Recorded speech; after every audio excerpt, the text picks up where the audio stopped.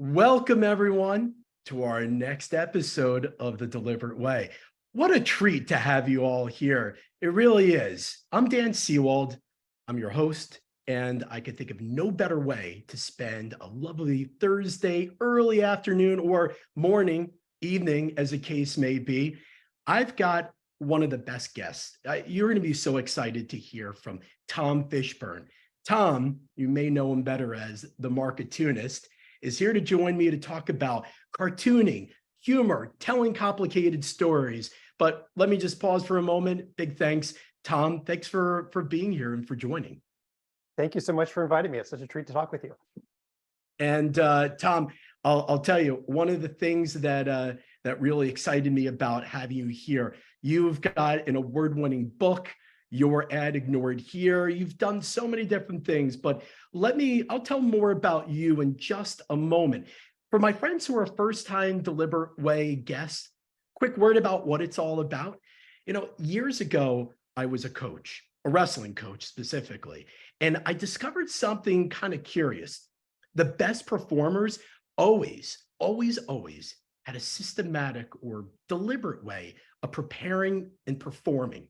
And if you fast forward 25 years into the future, I started seeing some of those same patterns reoccurring with marketers, inventors, scientists, mathematicians, artists, you name it.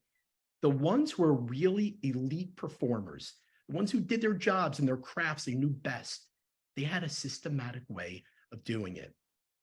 So my goal is to be able to talk to these deliberate innovators, get to know them, discover some of their practices, and maybe walk away a little bit wiser with a little bit of capabilities and practices you can do in your everyday. So that's my plan. And let me just take a few moments to introduce Tom a little bit more. Tom, when I think about you as the Marketoonist, it's hard to believe that you got your start at Harvard Business School, writing on the back of, or doodling on the back of HBS business case studies. I'm going to guess that didn't make you widely popular with your professors. But, be that as it may, that hobby, which started at HBS, it's blossomed into an amazing career. And, if you don't know the Marketoonist, you're not subscribing to the series, you have to go to his website, check it out, subscribe, because there's hundreds of thousands of people that subscribe to Tom right now. Now, amongst other things about Tom you might not know, Tom has been widely, publicized in the Wall Street Journal, Fast Company, the New York Times. He's a cartoonist in residence at Stanford's Business School, and he's also a lecturer at Harvard Business School on the topic of humor. And as I first met him, he's a serial keynote speaker, a consultant to lots of companies, an author. And the best part, he's actually a corporate insider. He got his start working in large companies. So Tom, you told me you'd worked as a chief marketing officer at Hotel Tonight. You were a director of the international business at Method. You worked in brand management at Nestle and General Mills. You know where the bodies are buried, so to speak, hopefully not literally. But I'll tell you, it's amazing the things that you've done. And I can't wait to hear about how you parlay that into cartoons. So thanks again for being here, Tom. Oh, I really appreciate it. Thank you. All right, a couple of just quick housekeeping things I'll let folks know. We're on LinkedIn Live. If you haven't used it before, it's pretty straightforward. If you have questions, ask your questions in the in the posting feature like you would on any LinkedIn chat. We will pick up some of those questions. We'll pause for some Q&A in just a little bit. And we're going to have, after our opening round of conversation, a speed round. We're going to get to test how well Tom knows his Marketoonist cartoons. I have queued up a whole bunch of cartoons, unbeknownst to Tom. Well, maybe some beknownst. You know a little bit about it, but you don't know which cartoons I picked necessarily. And I'm going to ask you to give us kind of the caption or what's the headline for it. So tune in for that. That'll be coming in just a little bit. All right, Tom, I got to ask you the first question, which was always on my mind. Maybe other people are wondering about this. How in the world did you go from being a business guy to being a cartoonist? I mean, it's not like the most natural leap. How did that happen? Yeah, a bit, it's funny. It's a bit accidental, a bit serendipitous. And it's funny you mentioned earlier about being at Harvard Business School drawing these cartoons, and how it might not have made me popular with the professors. But the weird thing was, it actually did. Strangely, so I started drawing these just for fun. We had a student newspaper. I'd always wanted to draw cartoons when I was younger, and I never did. In business school, a friend of mine was the editor and kind of urged me to submit something, urged all of his friends to submit something because he had to put out a paper every week. And I finally did. And I made a cartoon, kind of created a cartoon making fun of a class we all took. And I walked into the class, the professor had it up on the overhead projector and like singled me out for the famous HBS cold call.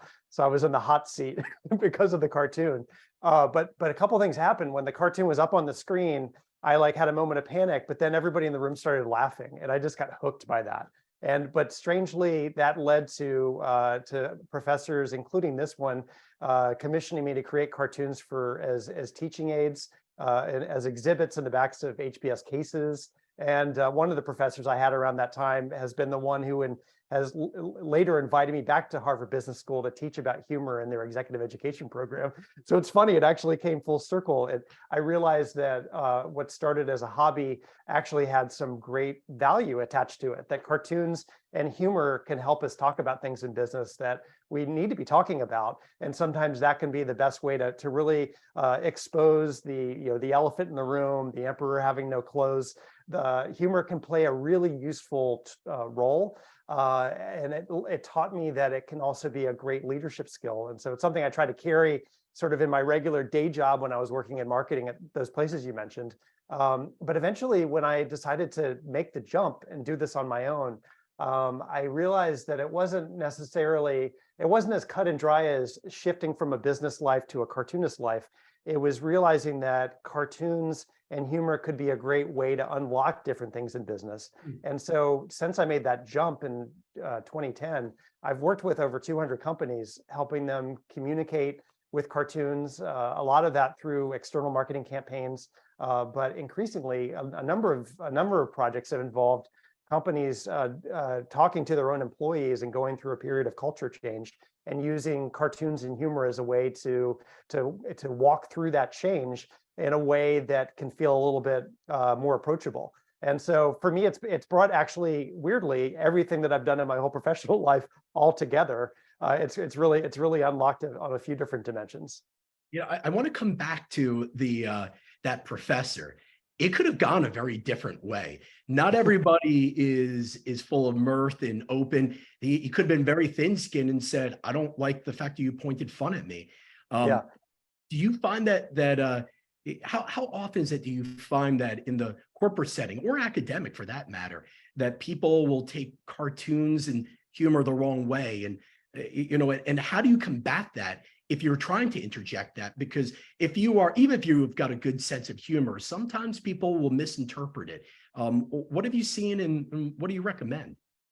Yeah, so I found over time, I didn't know this right away, but I've kind of maybe instinctively felt this. I think we all do, but over time I've learned that there are a lot of different varieties of humor, and some forms of humor are appropriate in certain settings, and other forms of humor are not appropriate in certain settings.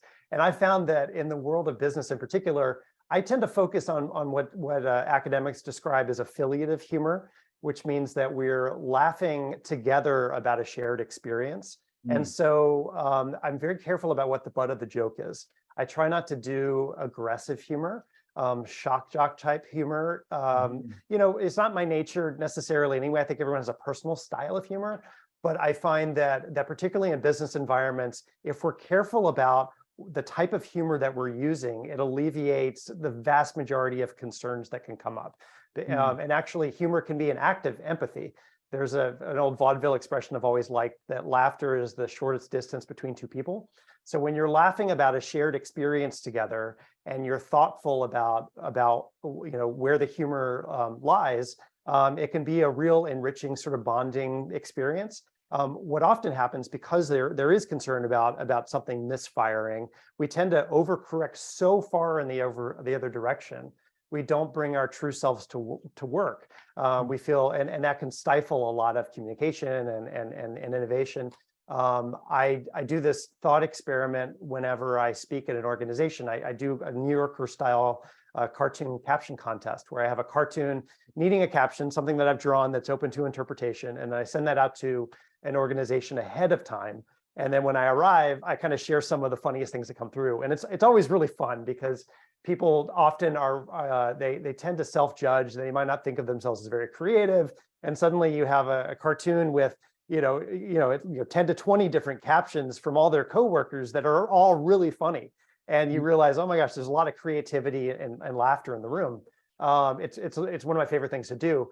But I've learned that I've over time that within different organizations, the response rate is different. Sometimes people feel more comfortable like putting a caption out there with their name attached to it than in other environments. And I've learned over time, my hypothesis is that can relate to how comfortable people feel communicating, being open with their peers, and letting their guard down.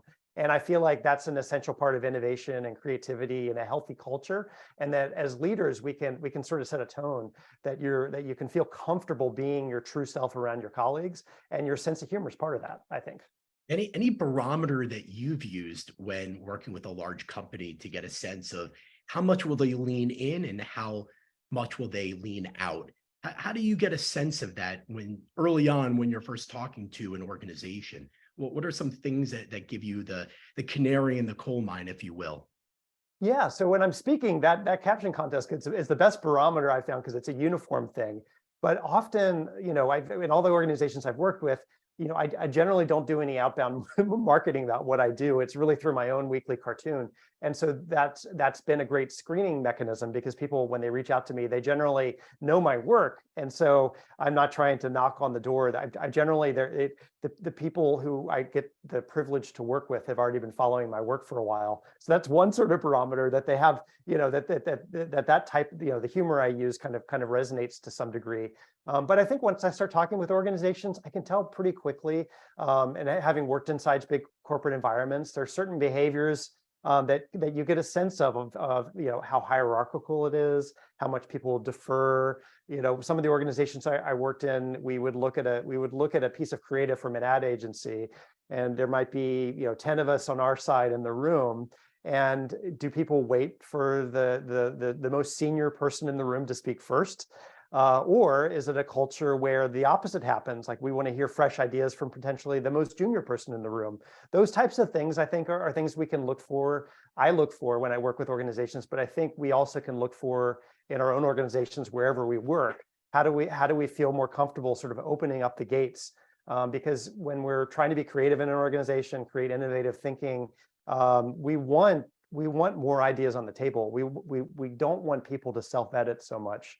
Because when you're self-editing and waiting for something to be perfect before you share it with a colleague, the most interesting ideas get left on the outside because we self-judge them, we winnow them out. And I think the organizations that have a culture of openness and providing our best thinking out there, they generally have the best ideas that make it through the gauntlet of bringing them to life.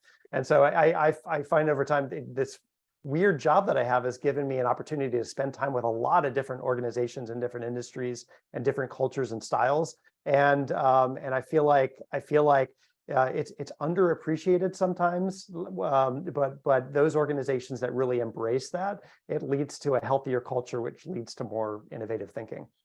I just want to pick up on something that you just mentioned about the different cultures and different organizations.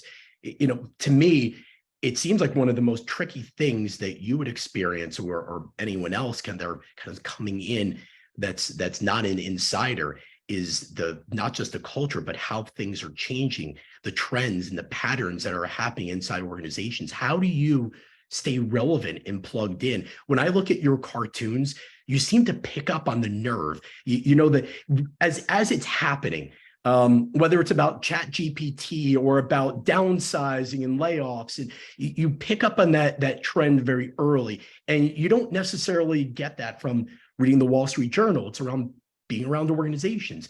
What have you done to be able to kind of get that inside knowledge, those insights across many organizations to be able to create your cartoons? It's a great question. It's something, because when I first started doing this and out of business school, I joined a large organization. I found, and I started basically drawing one cartoon a week. And it was as much a diary as it was a creative practice that forced me to pay attention to what was going on outside. Because it's easy when you're in a job to have your head down. I'm just working on my tasks in front of me. You can lose what's going on in the outside world. And because I had a deadline every week, it forced me to think about, what am I going to draw about this week? What am I thinking about? Sometimes it would come up for my own work life, but sometimes I would look across the transom to see things coming in the world of marketing or business that I could potentially riff on for cartoons. And it's been a creative practice that even if I wasn't doing this as my day job, I would continue, because it forces me to keep my eyes open. And so for me, it's a mixture of I'm grateful to have an audience that reads my work regularly and will often write back when they respond to something or tell me stories. It was actually quite funny sometimes when I was actually had a day job inside an organization. Sometimes our direct competitors, somebody would write me stories happening in their organizations, and then so I would often pick up on things like that. And I found that was often sort of early things. I could hear a story happening somewhere, and then I would go deeper and want to learn all about it. So that's part of it. I do a lot of reading from strange sources. I like to see sort of What are some strange sources? I got to ask, what's a strange source that you would throw out for people?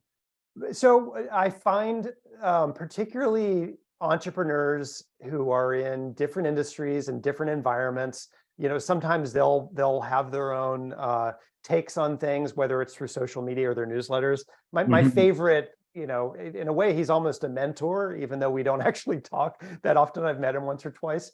Is an entrepreneur in Western Wales named David Hyatt.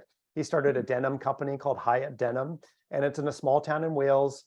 He's a serial entrepreneur. It's not his first business, but he started with his wife, Claire, and he writes this periodically. Will just write his thoughts about being an entrepreneur, doing what he's doing. And I may not live in the western part of Wales, and I may not work in a denim company, but in the act of trying to do creative things in business, I find a lot of inspiration. He's a challenger brand, and he's building a challenger brand. And his approach, I found over time, he's been my most reliable go-to source in thinking about how to do creative work that matters, to me, and he's developed a whole community of entrepreneurs around him. So that's just an example. I'll come across a story like that, and then I'll want to know more, and then that becomes something I just sort of keep my eyes and ears open to see what interesting things are coming. And so that kind of thing happens all the time. I just had something recently. There's a cool brand that's starting in Oakland.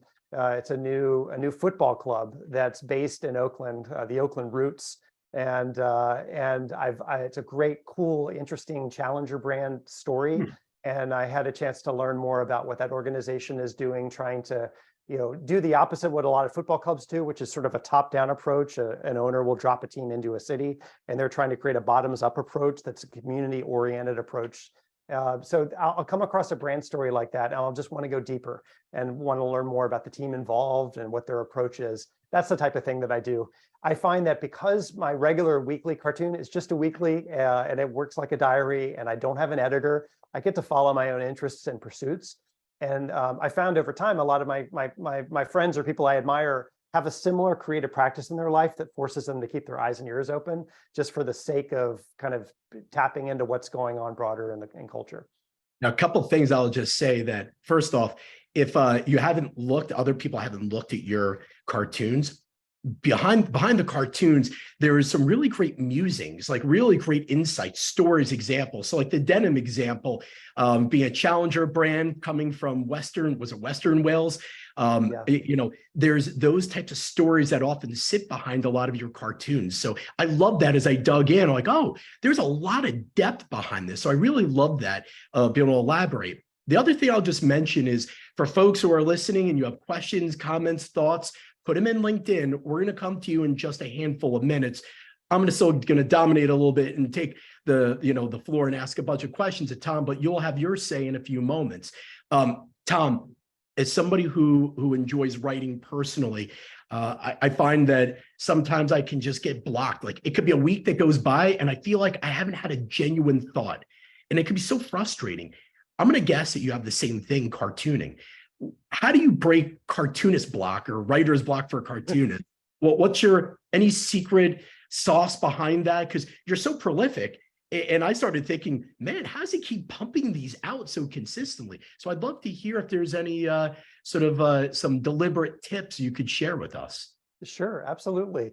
Well, it was a little bit, it was a little bit different when I had a day job and I was just drawing one cartoon a week, because I generally would have something to write about over the course of the week. Something would happen. Now that I'm working with all these other companies and my output has to be that much higher because I'm creating, I'm working usually with 5 to 6 clients at a time on cartoon types of campaigns where we're creating a whole bunch of material. I had to get a little bit more kind of deliberate about my strategy, like to come up with ideas.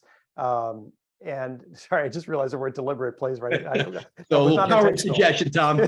Sending it to you. That was not intentional. So I decided that I had to block time for deep creative thinking time every day, like exercise. That I couldn't do what I had done before, which is I'd overschedule myself and constantly be in meetings and then not have any time to think about stuff. And I found that helped a lot. So I usually block two hours at the start of my working day for pure creative time every single day. Sometimes it's not a full 2 hours, but I really try to hold it as sacred as I can. And that I find helps, because what I hate is knowing that I have to have an idea in an hour. It helps if I think I need to have 10 ideas at the end of the week, and I have an hour today just to work on it, because it takes that immediate pressure off. Because my goal for that hour is not to come up with the perfect idea. It's just to provide the space for me to work on whatever I was working on yesterday, take it a little bit further over the next period of time to kind of work on. So I have a bunch of creative rituals I use to kind of get myself in the zone, so to speak. But usually I'll have some stimulus I'm ready to work on, that the research phase is done, because I find that late afternoon is a better time for me to like do research. Early in the morning is a better time for me to come up with ideas. So if the research work is done and I have something, I just can sit down in the chair, get ready to be creative, and I'm going through what I've already prepared. And I have the other creative ritual things, like I have the same music every day that I listen to for creative work, little things like that. Really? The same music track that plays, or the same types of songs? It's weird. It's the exact same album. I play it on a loop. It's so strange. It's a 1959 Miles Davis album called Kind of Blue. For some reason, that just I started doing that early, and now I don't even listen to the music. It's almost like Pavlovian. I just kind of put it on because it's my ritual. It's a sign to me that it's time to be creative. And then I'll usually just sit with a whole stack of empty index cards and just play with ideas. And they may not go anywhere. Sometimes I may sketch something for 45 minutes and it doesn't turn anything, but whatever I create at the end of that 2-hour period is valuable, even if it may not look like it. Then I put it away, come back to it the next day, keep playing on it. And inevitably by the end of the week, some of those initial kernels of ideas that didn't look like they had potential, suddenly I see a nonlinear connection to something else. I put the two together and it can turn into a cartoon. And so that's usually what my process looks like, is to keep going, even if I feel like I'm not being productive, even if I feel like I have writer's block. I just remind myself, my only job right now is to sit in this chair.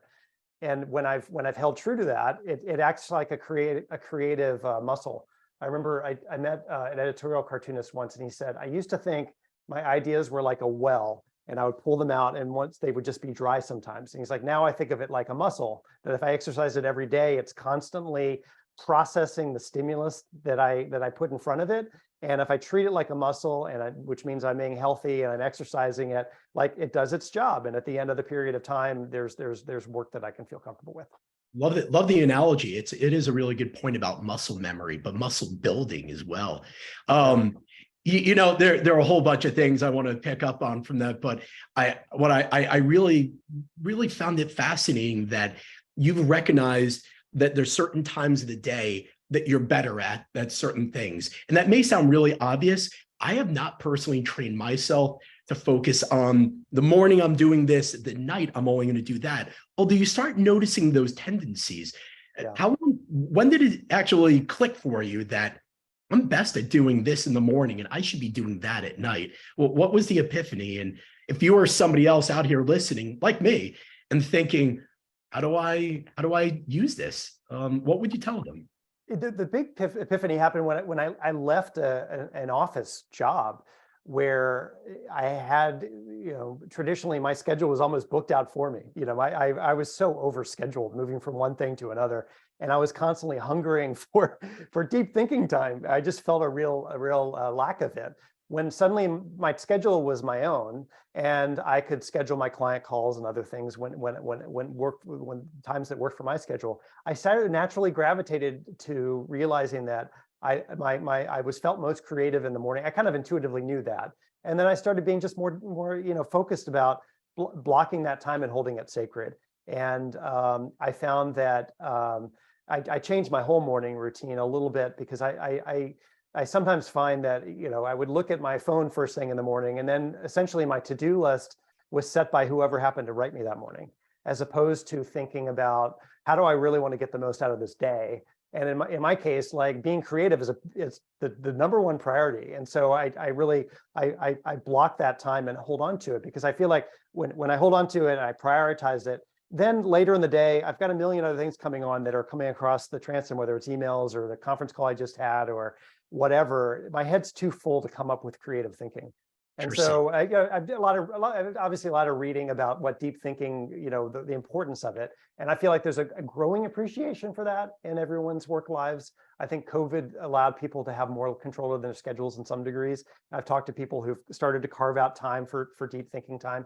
But that was the big shift for me, is when I could actually control my own calendar and now I kind of hold to that as much as I can. And I realized, the drawing at the drafting table for me is like my dessert. I could do that doing anything. And so that's like the end of my day, when ordinarily I would feel tired and not that productive. Then my great joy is I have, approved concepts from clients. I can sit at the drafting table and that's fun. I'll always have energy for that. I won't always have energy to sit down and look at a blank sheet of paper and try to make something creative out of it. I love the way that you move about the different things that give you energy and that maybe suck in a little bit of energy. Two more things I'm going to ask you, and then I'm going to unleash the questions. Lots of questions are coming in, which I'm not surprised about in the least. Two very different ones. One is about this technology. You mentioned you put your phone away and you lock it away. Do you allow it near you when you're at the drafting table? Do you sequester it and put it in a timeout, or put it in the spa? How do you handle that? I have so my phone I put away. I like the airplane mode for me is creative mode, because it shuts out all the distractions. Again, from the outside world, it's designed to grab your attention, and that's the opposite of what you want when you're trying to be creative.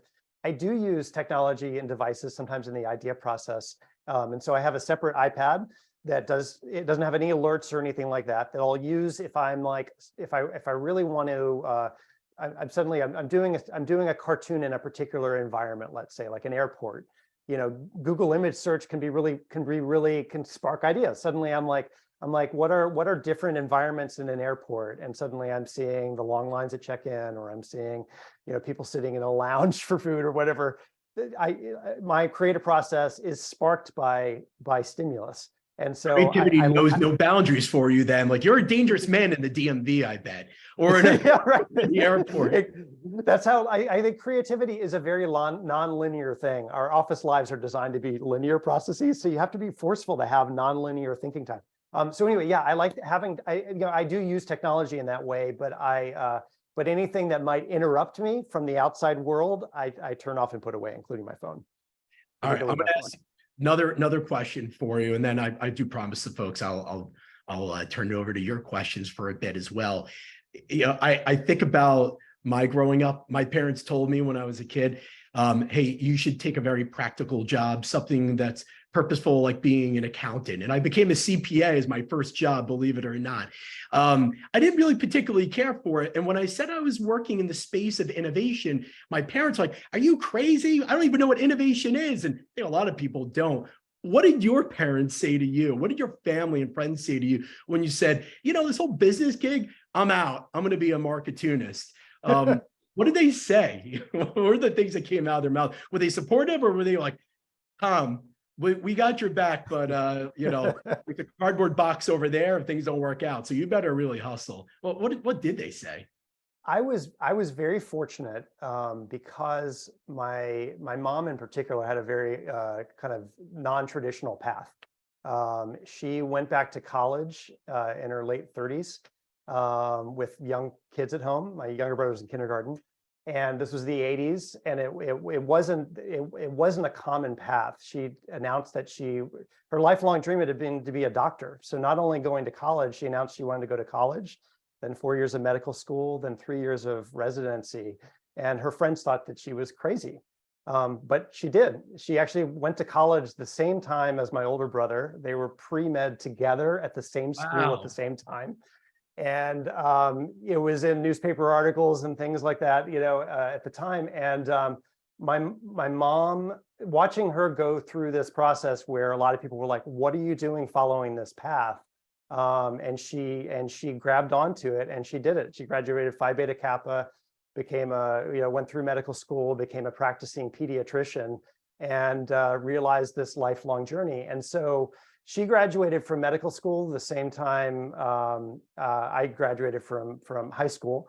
And so, my professional life, coincided with watching my mom's professional life start. And so whenever I felt like I had to follow the linear path of whatever else my fears were about what other people were doing, my mom was usually there to say, why don't you listen to what you want to be doing and follow the atypical path? And that led out of college. I nearly moved to Atlanta with a bunch of my friends, and I was going down this path, and my mom, it was a big role in me deciding to take a crazy turn and move to Eastern Europe with a one-way ticket and a backpack, and later, it was a strange goal, but I felt compelled to do it. And a week after arriving in Prague, I'd met my future wife, who was another American doing the same thing, and it changed my life. And so those kind of moments allowed me to listen to whenever I had sort of a wild hair about something, felt like I wanted to chase something, to do it, but not to do it in a crazy fashion without any planning. Like when I made the jump to cartooning, I was very focused on the right time to do it. At the time I left my day job, I had this side business that was earning revenue at half the salary I was walking away from. I had a business plan, I had focus. So I've always been a big believer, and I talk to my own kids about this, like, follow your interests and passions. You have no idea where there will lead. Who knows what work will even look like in 20 years, given all the changes happening right now. The only thing, the most important skill is adaptability and agility, and following your interests, and keep an open mind, and see where it leads, and be sort of focused on what the next step looks like. Have a plan as much as you can, but know the plan is probably going to change. Well, I know what I'm looking Probably for. a long answer to your question. No, great story. I mean, your mom. I mean, what an impressive story. I'll tell you what. When I'm looking for the future of business, I'm going to your cartoons, because you seem to be a bit of a soothsayer. I need to look. All right, I've been promising that I would share some of the questions that came up through LinkedIn Live, and I am a man of my word sometimes. This time I'll be a man of my word. So the first question that came up was, who were your early influences? How do you draw daily inspirations? I feel like we might know some of your early influences, but I don't want to answer for you. Were there other early influences? And who else do you draw inspiration from in your everyday? Yeah, absolutely. Well, a lot of my early inspirations were different cartoonists. I fell in love with cartooning at a young age, and Calvin and Hobbes with Bill Watterson, Gary Larson, Farside, Berkeley Breathed, Bloom County. Those were my three big kind of heroes from the newspaper comics era. But we always had New Yorker subscription growing up, so all the New Yorker cartoonists. And then over time, I had a big light bulb moment around the time that I was drawing the cartoon for the business school. My wife and I took a trip to Paris for a week, and I came across a gallery of cartoons, and there's this French cartoonist named Jean-Jacques Sempé, who just passed away in the last year, actually. But he's he's a hero in France. Like, everyone in France knows him. In the US, he's less well known, but he drew New Yorker covers. And so a lot of people who don't know his name, they know his style. his style just resonated with me so much. And the fact that he can look at a situation, and a lot of his funniest cartoons didn't even have any words in them. They were sort of pantomime cartoons. There was some funny situation, but they're all beautifully drawn, but also not photorealistically drawn. They were really played with the medium of cartoons. He became sort of my icon and one of my favorites. And then, you know, I find that most creative people I know, they sort of surround themselves with their heroes, and then they find their own style eventually, and then they keep their eyes and ears open for other things happening out there. So I do that too. I'm not a big social media consumer, but I make an exception for certain Instagram accounts for illustrators, particularly. I like looking at artist portfolio sites, and coming across new ways that people are experimenting with illustration. Next question that came up, we kind of indirectly discussed this, but I'll ask it anyway. How do you find companies that are open to communicating with cartoons rather than seeing them as frivolous? And I could hear it in the back of my head right now of some of my old bosses saying, cartoons, we don't have time for this silliness. I can hear it. How do you find, or maybe avoid, those companies? And you mentioned they'll reach out to you, but maybe it's on the business development side, more on the, you know, when you come across them, like, how do you know? Like, what are some of those signals? Yeah, the greatest filter I have is the fact that I don't do any outbound push of the work. It's always people who have seen my work and they've come to me because somehow it's resonated with them in whatever their industry they're working in. But once I start having the conversation, usually it's not just that first person. They have a team they need to bring on board. And oftentimes there is sort of a knee-jerk response that cartoons are frivolous.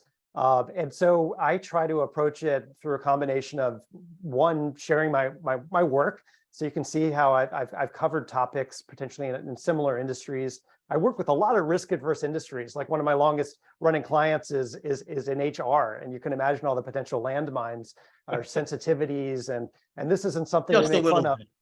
Yeah, but but those are often the areas where there's the most potential, that if you approach the topic with some sensitivity, it often provides a way to stand out from the clutter. When there's sometimes this feeling better too serious than sorry, but when every business thinks that way, the ones that can actually approach it with a little bit of levity can often stand out, can often approach, a company that has a lot of technical products. It provides a human dimension to it. It can humanize technical topics. So there's a lot of surface level aspects of using humor and particularly cartoons that are hand drawn that can actually take a company's communication in a totally different direction. That's really welcome.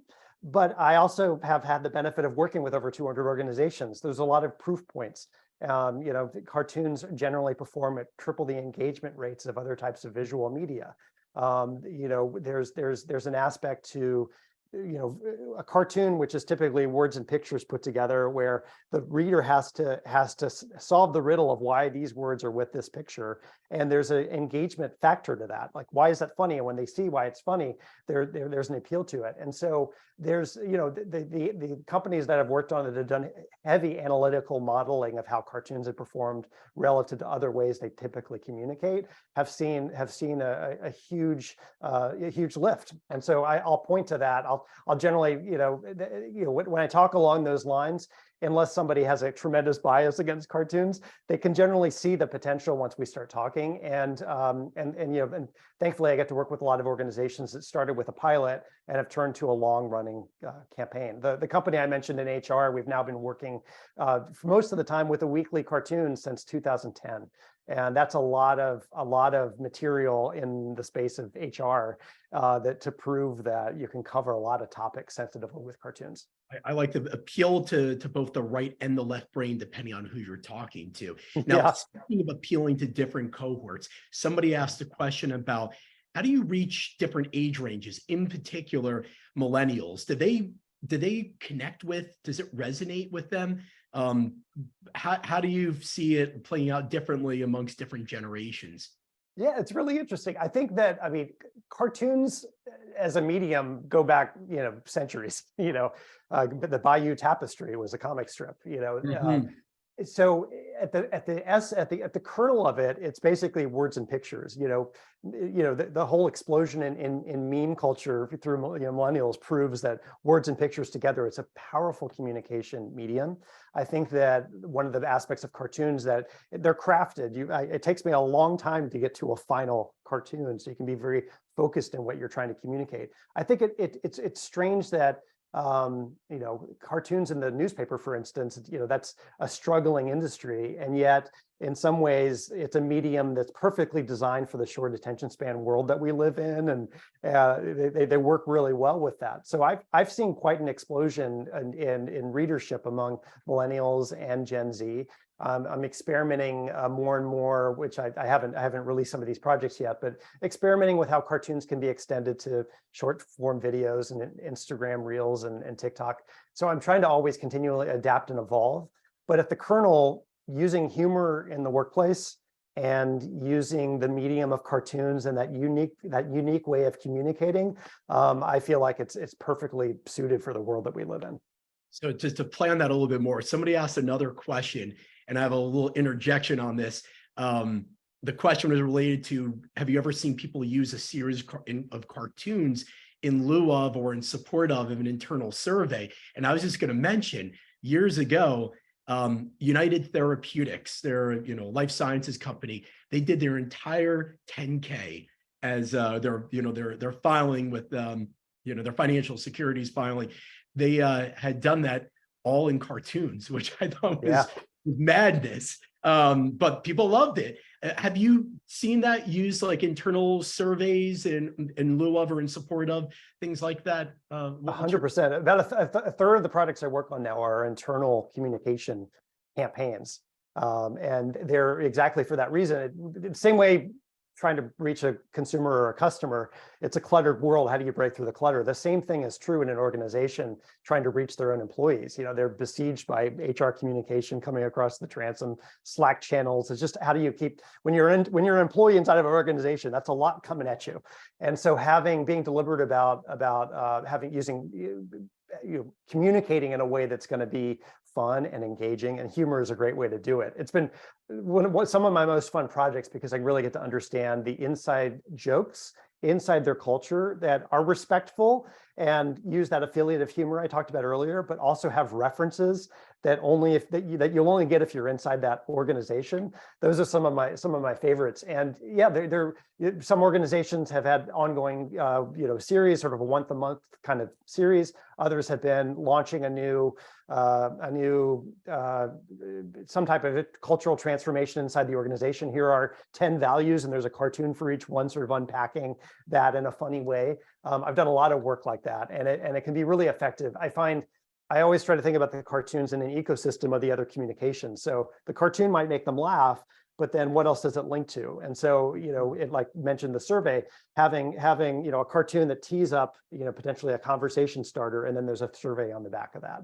Or in some cases, I've worked with an executive team to cultivate a series of 20 cartoons on a topic the executive team wants to talk about amongst themselves, but then they also want to have lunch and learns with all the different leaders throughout the extended organizations. And the cartoons are individually used in cards to have people laugh and also respond to, what does this mean to you and your group?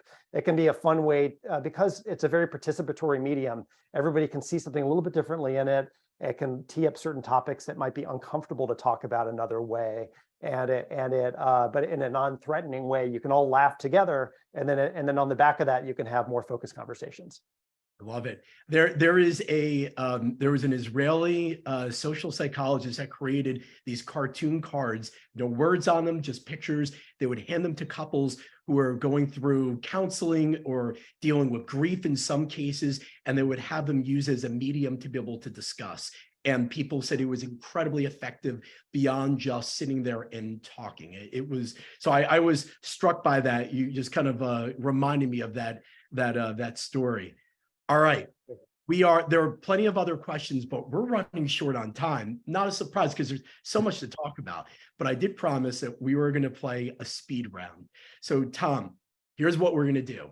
I'm going to put up on the screen in just a moment a series of cartoons. You're the cartoonist, so you might recognize them. I'm going to ask you to give me 30 seconds or less what's the headline? Not what it says, but like, what's the takeaway? How does it connect with maybe kind of business culture and what's going on today? How's that Sure. sound to you? Sounds great. You ready? All right. I'm going to bring it up on the screen right here for us right now. So first cartoon, here we go. We need to stay focused on our marketing priorities and not get distracted. Oops, I went backwards. Sorry there.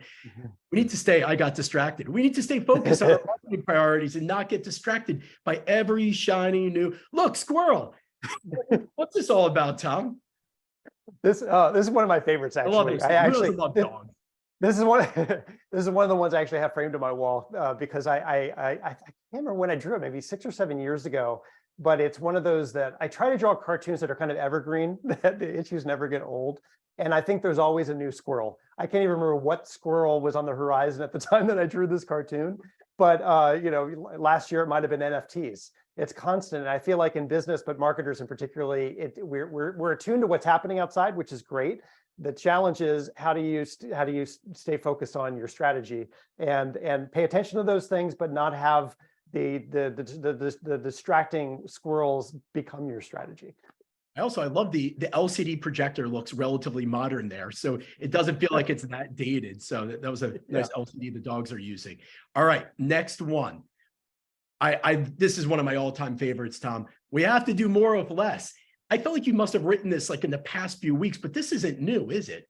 No, this might even go back to 2008, to be honest. When I was living in London, I was helping launch the European business for an American business. So we had this bootstrapped satellite office, and I was the general manager of it. And 2008 happened, and we were launching in a totally new market, and we were told we had to be self-funding within a year. And it was a heavy lift, a big ask. And so the more with less was definitely something that was said to us on more than one occasion. And so that was, I think a lot of my cartoons, like I said, were like a diary. I definitely felt like somebody trying to make things happen with very limited resources then. I feel so bad for that guy. They didn't even give him a shirt, that poor guy. All right, next one. This is one of my favorites as well, but they're all my favorites. Digital transformation is years away. I don't see our company having to change anytime soon. Man, and that wrecking ball of COVID-19, I mean, it feels like it's, wow, that was a few years ago, but there might be a new wrecking ball lurking. But when did you craft this one? That was literally a week or two into the shutdown. That was very early. So funny, this brings back a lot of what that felt like at the time. I think there was something floating around that I came across that it was a funny poll someone posted.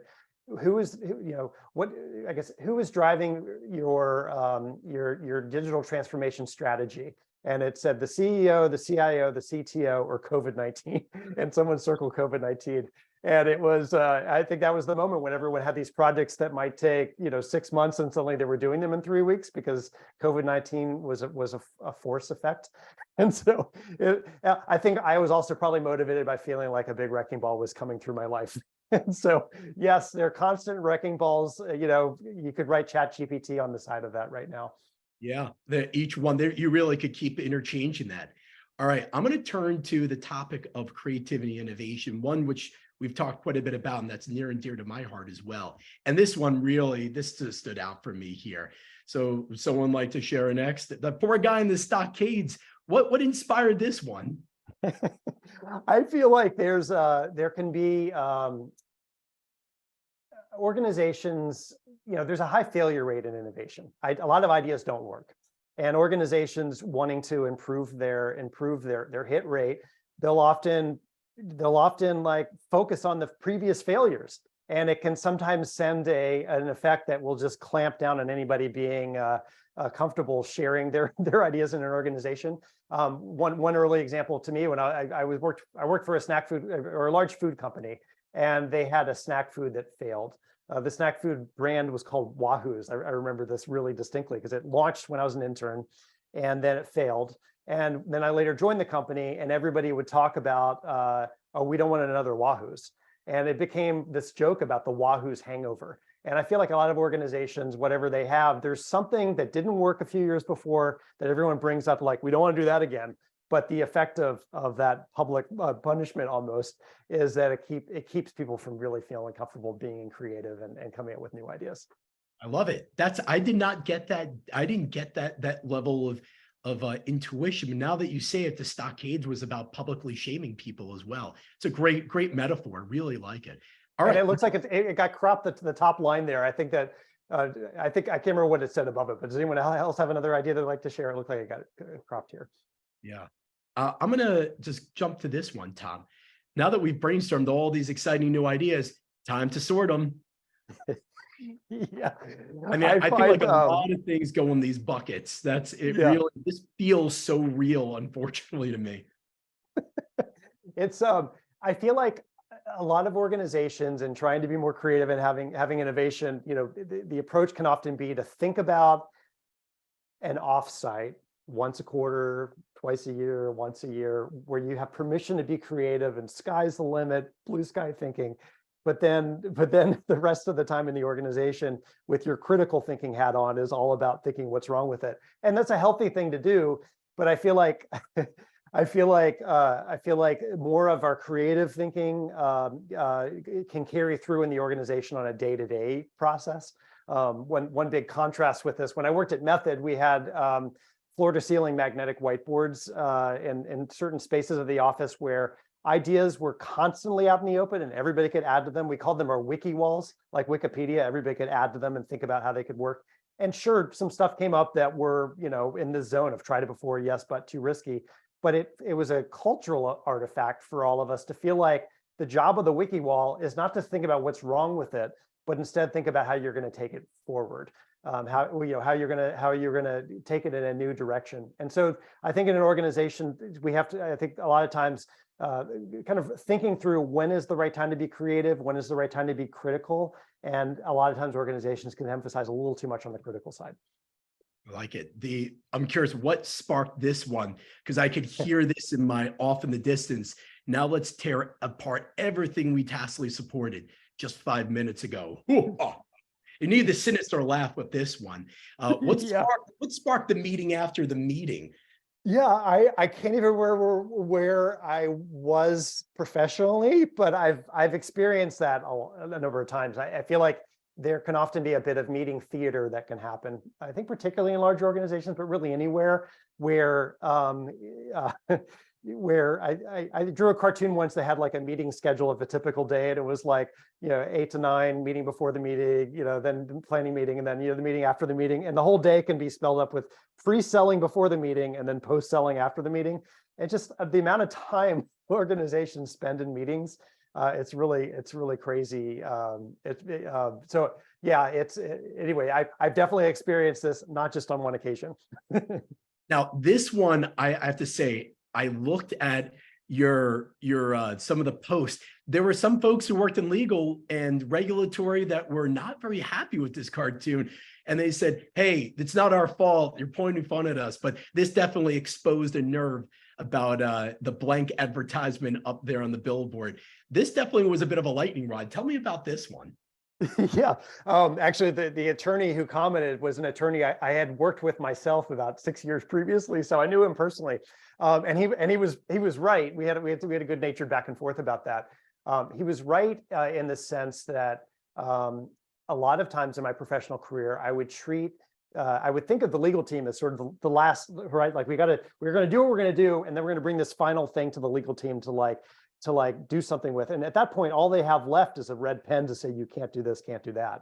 My bigger successes later in my career were when I really learned to befriend the legal team and include them in the process at the very beginning. And a lot of times when you're doing something that's risky, if you bring only the end solution, you're missing the ability to think of the lawyers as almost as an extended part of your marketing team.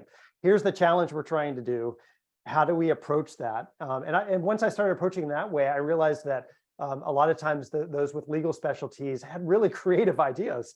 And when you include them up front, things generally went a lot better. So this is definitely, the comment on the blog was kind of funny. I think as a response to that, I ended up drawing an accompanying cartoon that kind of made a little bit more fun of what marketers typically do with lawyers. because again, as what I said earlier, I like to do affiliative humor. I want to make sure like I think a lot of times if I'm ever making fun of anything, I'm making fun of myself, because I'm just kind of like all of us trying to learn in this world that we're in, and ultimately I feel like all of us in organization are trying to go through a lot of things together. And so there's a fellowship effect that comes out of, for me at least, drawing these cartoons and seeing what people think about it, and then how we're all operating today in all of our various industries. And I have to, it's laughing with instead of at. I really do like that. I think it's a really important point. All right, last two. The penultimate one, just to turn the page from innovation, creativity to technology. This feels like a familiar org chart. You just insert the names here. It's this one always makes me laugh because of the bottom, and I just have to point that out. Manager of business results, vacant. What sparked this one? I could say there's probably 100 things that sparked it, but in particular, if you go back, what sparked that for you? Yeah, well, I've done a few different org chart ideas, because I feel like it can apply to a couple of different instances, but particularly in this case with digital. At the time, digital was often treated as a bolt-on, that most of the organization, we don't have to worry about it, but there's going to be this separate organization that's thinking about digital things way over here. And there's so much hype in that, and how does it apply to the business? And so I was riffing a little bit on the friction that can happen.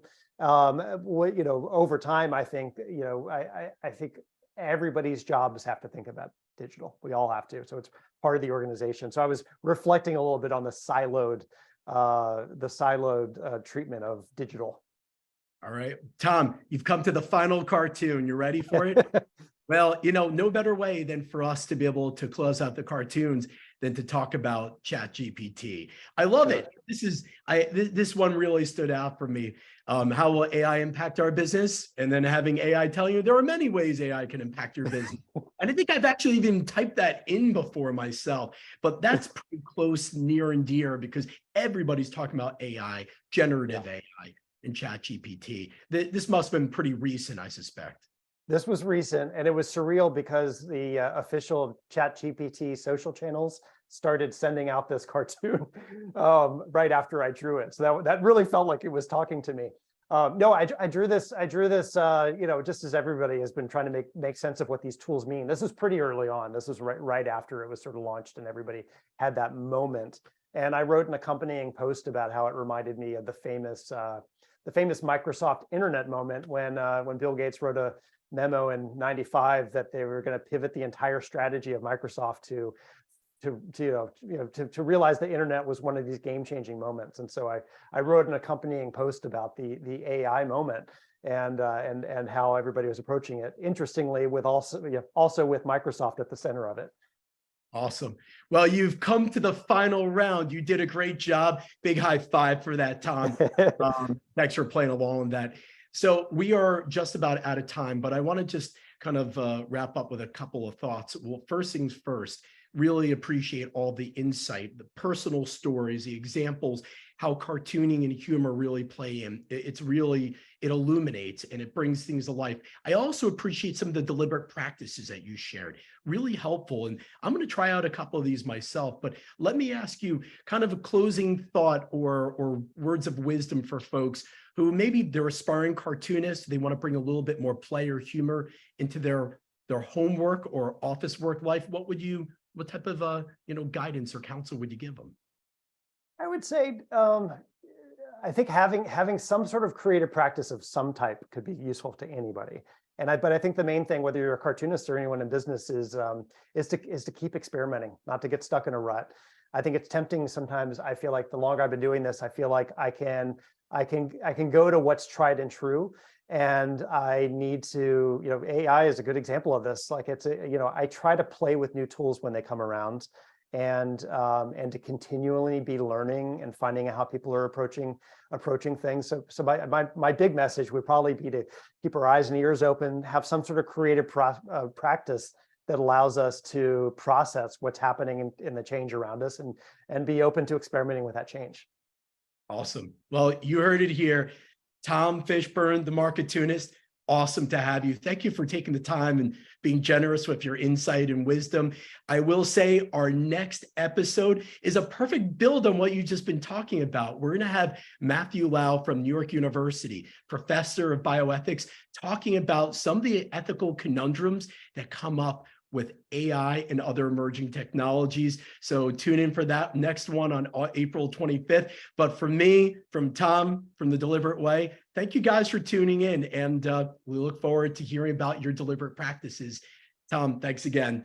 Take care, everyone. Thank you.